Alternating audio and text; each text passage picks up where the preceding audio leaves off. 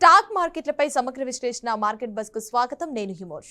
దేశ ఆర్థిక వ్యవస్థకు అద్దం పెట్టే స్టాక్ మార్కెట్లు ఇవాళ ఎలా కదిలాయి, పెట్టుబడిదారుల సంపద ఎంత మేర పెరిగింది, ఏ రంగాలు లాభాలు నిలిచాయి, ఏ సెక్టార్లు ఒత్తిడిని ఎదుర్కొన్నాయి, అంతర్జాతీయ మార్కెట్ల ప్రభావం, ముడి చమురు ధరల మార్పులు, విదేశీ పెట్టుబడుల ప్రవాహం, రూపాయి విలువలో హెచ్చుతగ్గులు ఇవన్నీ భారత మార్కెట్లపై ఎలాంటి ప్రభావం చూపించాయి, మార్కెట్ను ప్రభావితం చేసిన ప్రధాన వార్తలు ఏమిటి, పెట్టుబడిదారులు దేనిపై దృష్టి పెట్టాలి, ఈ అన్ని అంశాలపై సమగ్ర విశ్లేషణ అందించేందుకు ఈరోజు మనతో పాటు లైవ్ లో సిద్ధంగా ఉన్నారు జూమ్ లైవ్ లో మార్కెట్ నిపుణులు అనిల్ కుమార్ గారు. నమస్తే అండి.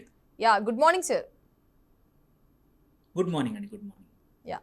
సార్, ఇవాళ మన కార్యక్రమంలోనైతే అసలు ఏ స్టాక్ లో ఎంత మేర పెట్టవచ్చు, అసలు ఏ మార్కెట్ లో మనం ఎంత వరకు పెట్టుబడి పెట్టుకోవచ్చు, అసలు ఏవి లాభాల్లో ఉన్నాయి, ఏవి నష్టాల్లో ఉన్నాయని చెప్పుకోవచ్చు అంటారు. బీఆర్కి ప్రేక్షకులు తెలియజేయండి ఒకసారి.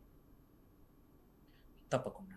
మార్కెట్లు చూసుకుంటే కంటిన్యూస్గా కూడా నెగిటివ్ సిచ్యువేషన్లోనే ఉన్నాయి. 13వ రోజు 14వ రోజు నుంచి కూడా మార్కెట్లు అంటే ఎక్కువగా పడిపోకపోయినా మోరార్లెస్ రోజు కొంచెం కొంచెం మాత్రం డౌన్ అవుతూ ఉన్నాయి. 24,140 దగ్గర ఇప్పుడు కూడా చూసుకుంటే నిఫ్టీ ట్రేడ్ అవుతూ ఉంది. ఇవాళ కూడా ఒక 0.28%. బట్ బ్రాడ్‌గా చూసుకుంటే మాత్రం హ్యూజ్ నెగెటివ్స్ మాత్రం పెద్దగా ఏమీ లేవు. సో, ఇవాళ కొంచెం ఫ్లాట్‌గా క్లోజ్ అయ్యే అవకాశాలున్నాయి బై ఎండ్ ఆఫ్ ద ఈ డే మనం చూసుకుంటే. అండ్ మనకి ఈవెన్ కమోడిటీస్ వైపు నుంచి కూడా అంత పెద్దగా నెగెటివ్ న్యూస్ ఏమి రావట్లేదు. మొన్నటి వరకు $95 మళ్ళీ క్రూడ్ టచ్ అయింది. అక్కడి నుంచి మళ్ళీ ఇప్పుడు కొంచెం 90 కన్నా దిగువనగా ఉంది. సో, మార్కెట్‌లో ఏంటంటే వెయిట్ అండ్ వాచ్ మోడ్‌లో కనపడతా ఉన్నాయి. సో, అండ్ ఎఫ్ఐఐస్ కూడా ప్రతిరోజు ఫ్రెష్ బై చేస్తా ఉన్నారు. స్టిల్ ఇండెక్స్ అనేది క్లియర్ డైరెక్షన్ దొరకట్లేదు, అప్వర్డ్ డైరెక్షన్. ప్రాబ్లీ ఈ వీక్ ఇవాళ రేపు కొంచెం క్లారిటీ మిస్ అయ్యి వచ్చాక ఇలాగే ఉంటే మాత్రం నెక్స్ట్ వీక్ మంచి రిటర్న్స్ రావచ్చు. ఇన్వెస్టర్స్ కూడా మళ్ళీ పార్టిసిపేషన్ పెరగచ్చండి.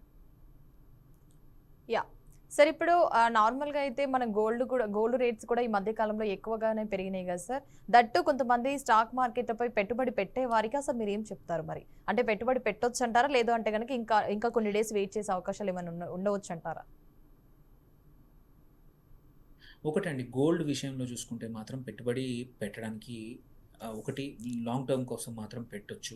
ఇప్పుడు ఆల్రెడీ రీసెంట్గా గోల్డ్ పెరిగింది. బట్ పెరిగినా కానీ మనం చూసుకుంటే కమింగ్ టైంలో మాత్రం ఇంకా కొంచెం పెరిగే అవకాశం ఉంది. ఇది అమెరికన్ వడ్డీ రేట్లు ఏవైతే ఉన్నాయో ఈ సెప్టెంబర్లో అనౌన్స్ అవుతుంది. అప్పుడు కానీ వడ్డీ రేట్లు కట్ చేసే అవకాశాలు ఎక్కువ కనబడతా ఉన్నాయి. అలాంటి పరిస్థితుల్లో గోల్డ్ ఇంకా పెరగచ్చు. ఇప్పుడు ఆల్రెడీ 1,60,000 దగ్గర MCXలో ట్రేడ్ అవుతుంది గోల్డ్ దగ్గర. అండ్ లాస్ట్ ఒక 1 మంత్లో ఒక 15,000-20,000 పెరిగింది. 1,40,000 దగ్గర ఉండింది, 1,60,000కి వచ్చింది. ఈ పెళ్ళిళ్ళ సీజనే అనుకోండి, ప్రపంచవ్యాప్తంగా రిజర్వ్ బ్యాంక్ కొంటున్నందువల్ల కూడా ఇంకా గోల్డ్ పెరుగుతుంది. కాబట్టి ఎవరికైనా అవసరం ఉంది అంటే మాత్రం వెయిట్ చేయడం అంటే పడిపోయే అవకాశాలు చాలా తక్కువ కనబడతా ఉన్నాయి. కొనుక్కుంటే బెటర్ అండి, ఇన్వెస్ట్ చేస్తే బెటర్ ఇప్పుడు అనిపిస్తుంది. అనిల్ కుమార్ గారు, ఇప్పుడు చాలా వరకు కొంతమందికి ఉన్న డౌట్ ఏంటంటే BLS ఇంటర్నేషనల్లో 280లో ఉంది అని చెప్తున్నారు కదా. సో అది సడన్ గా గనక పడిపోతే అసలు ఆ సిచ్యువేషన్ లో ఏం చేయాలి, అసలు వాళ్ళకున్న చాయిస్ ఏంటి? ఓకే, సో BLS చూసుకుంటే, BLS కన్నా ముందు అది లోడ్ అయ్యే లోపల చెప్తాను. ఇప్పుడు కొన్ని కంపెనీస్ మాత్రం బాగా పర్ఫామ్ చేస్తూ ఉన్నాయి. వాళ్ళ సార్ అడిగినట్టు, ఇంతకుముందు ఎన్విరావు గారు అడిగినట్టు జిందాల్సా కానీ, వెల్స్పన్ కార్పొరేషన్ కానీ, గ్లెన్మార్క్ ఒకటి, Anthem Biosciences, Solar Industries, they are looking good. అన్నీ కూడా 52-week హై దగ్గర ఉన్నాయి. మొమెంటం వచ్చింది. ఎవరైతే షార్ట్ టర్మ్లో ఎంటర్ అవ్వాలనుకుంటారో, షార్ట్ టర్మ్ లాభాల కోసం చూసేవాళ్ళు వీటిల్లో చూడొచ్చు. అట్లాగే then coming to BLS International Service ఏదైతే 238 దగ్గర ట్రేడ్ అవుతా ఉంది. ఇది ఇంకా పడిపోతుంది అనే కన్నా కూడా దెర్ ఈజ్ అప్సైడ్ పొటెన్షియల్ బాగా ఉంది. ఇప్పుడు దీన్ని యాడ్ కూడా చేసుకోవచ్చు. It is strong by now. So ఎందుకంటే క్వార్టర్ నంబర్స్ పడిపోవాల్సింది ఆల్రెడీ జరిగిపోయింది, కరెక్షన్ కావాల్సింది వచ్చేసింది. ఇది నౌ బై రేంజ్లో ఉంది, స్ట్రాంగ్ బై రేంజ్లో ఉంది. ఇప్పుడు పడిపోవడం కన్నా కొంచెం పెరిగే అవకాశం ఎక్కువ కనబడుతుందండి. సార్, ఇప్పుడు నెక్స్ట్ క్వశ్చన్కి వచ్చేసి కొంతమందికి ఉన్న డౌట్ ఏంటి అని అంటే PVP వెంచర్ పై బై అనేది వేయవచ్చా వేయరాదని ఒక డౌట్ ఉంది. అసలు మీరేం చెప్తారు మరి? తప్పకుండా. సో పీవీపీ ఇవాళ దగ్గర దగ్గర 6% పెరిగింది, 60 దగ్గర ట్రేడ్ అవుతా ఉంది. సో పీవీపీ వచ్చే లోపల మనం చూసుకుంటే కొన్ని స్టాక్స్ ఇవాళ త్రివేణి ఎంటర్ప్రైజెస్ కానీ quite a few stocks are doing good, especially small క్యాప్లో అండ్ ఎస్ఎంఈ స్పేస్లో. వాటిని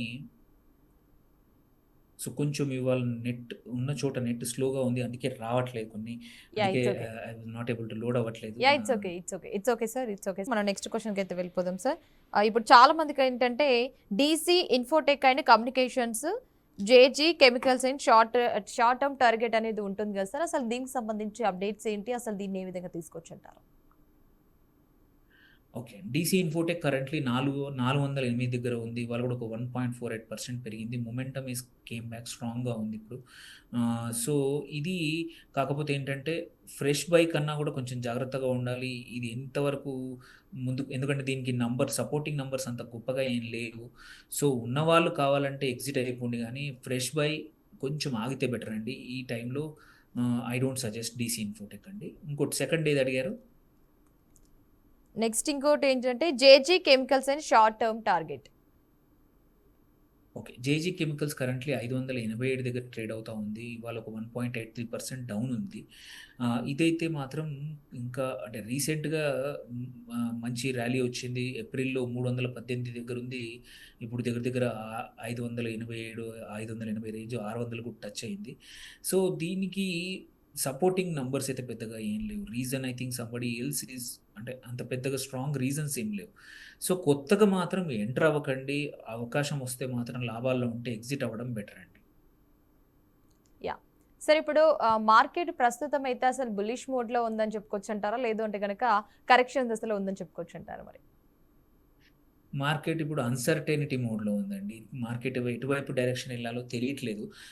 సో ఎందుకంటే అటు ఎఫ్ఐఎస్ రావట్లేదని ఒక 1.5 ఇయర్ అనుకున్నాము. బట్ జూలైలో మళ్ళీ ఈ మంత్ కూడా ఎఫ్ఐఎస్ ఫ్రెష్ బై చేస్తూ ఉన్నారు. అండ్ ఇంకొకటి ఏముండింది క్వశ్చన్ అందరికీ ఇన్వెస్టర్స్కి, గ్రోత్ లేదు, ఇది ఎర్నింగ్స్ గ్రోత్ లేదని. But last quarter amazing growth వచ్చింది. అండ్ పీఈ ఎక్కువ ఉందన్నారు. అది కూడా పీఈ కూడా ఇప్పుడు ఫేవరబుల్ వాల్యుయేషన్ వచ్చింది.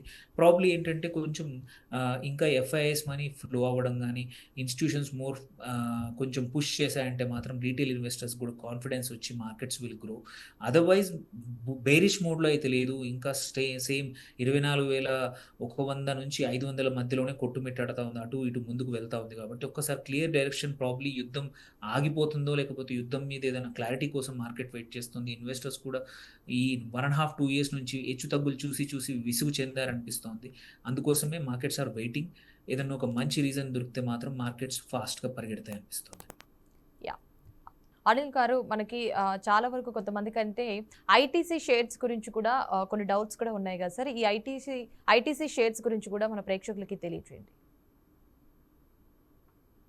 ఒకటి, ఐటీసీ రీసెంట్గా చాలా బ్యాడ్ పెర్ఫామ్ అయిపోయింది. 268కి వచ్చేసింది. So it is, otherwise it's strong financial strong company. But రీసెంట్గా ఎక్సైజ్ ఏదైతే సిగరెట్ల మీద వేశారో దానివల్ల చాలా పనిష్ అయింది. But for a longer term it's still very financially viable company.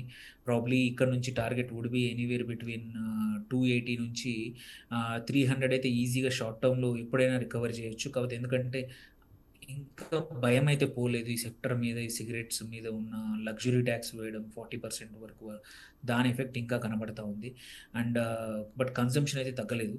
So ఆ లెక్కను చూసుకుంటే ఇది ఒకేసారి కాకుండా ఒక 1 ఇయర్, 2 ఇయర్స్ కోసం ఇన్వెస్ట్ చేద్దాం అనుకునే వాళ్ళు ప్రాబ్లీ స్టాగర్డ్గా ఒక 10 రోజులకు కొంచెం కొంచెం యాడ్ చేసుకుంటూ పోయి నెక్స్ట్ 2 మంత్స్, 3 మంత్స్లో యాడ్ చేసుకుంటే తర్వాత లాంగ్ టర్మ్లో మాత్రం మంచి లాభాలు రావచ్చు. షార్ట్ టర్మ్లో మాత్రం there is not much reasons to invest now. For next 10 రోజులు, 15 రోజుల కోసం మాత్రం నాకు కనబడట్లేదు కారణాలు.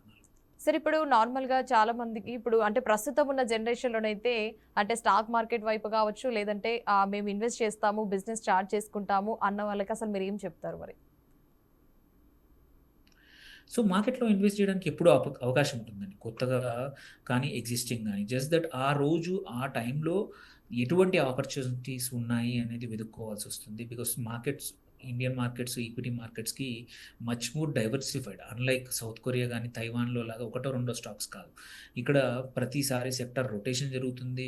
మల్టిపుల్ సెక్టార్ నుంచి మంచి మంచి కంపెనీస్ ఉన్నాయి కాబట్టి, కొత్తగా వచ్చేవాళ్ళు మాత్రం కొంచెం బేసిక్ అవగాహన తెలుసుకొని వస్తే బెటర్. మొత్తానికి మొత్తం ఒకేసారి క్యాపిటల్ డిప్లాయ్ చేయకుండా కొంచెం కొంచెం మార్కెట్‌లో పెడుతూ, మీ నాలెడ్జ్ పెంచుకుంటూ, ఆర్ మీకు అడ్వైజర్ ఇచ్చినా గానీ, అడ్వైజర్ అడ్వైస్ తీసుకుంటూ స్లోగా ఎంటర్ అవ్వాలి గానీ, సడెన్‌గా ఎవరో చెప్పారని ఏదైనా వాట్సాప్ గ్రూపుల్లో గానీ, ఫ్రెండ్స్ సంపాదించారని మీరు తీసుకొచ్చి ఏదో టీవీల్లో వినో, లేకపోతే ర్యాండమ్‌లో ఎక్కడో దగ్గర విని మొత్తం డబ్బులు ఇన్వెస్ట్ చేసి డబ్బులు పొడగొట్టుకోవద్దు. సో, అండ్ ఇంకా కొత్తగా ఇప్పుడేంటంటే, ఇప్పుడు ఎస్పెషల్లీ కమింగ్ టు ఈ సీజన్‌లో కొత్తగా వచ్చేవాళ్ళు ఐపీఓలను చూసి వస్తా ఉన్నారు. రీసెంట్‌గా లిస్ట్ అయిన ఐపీఓలు.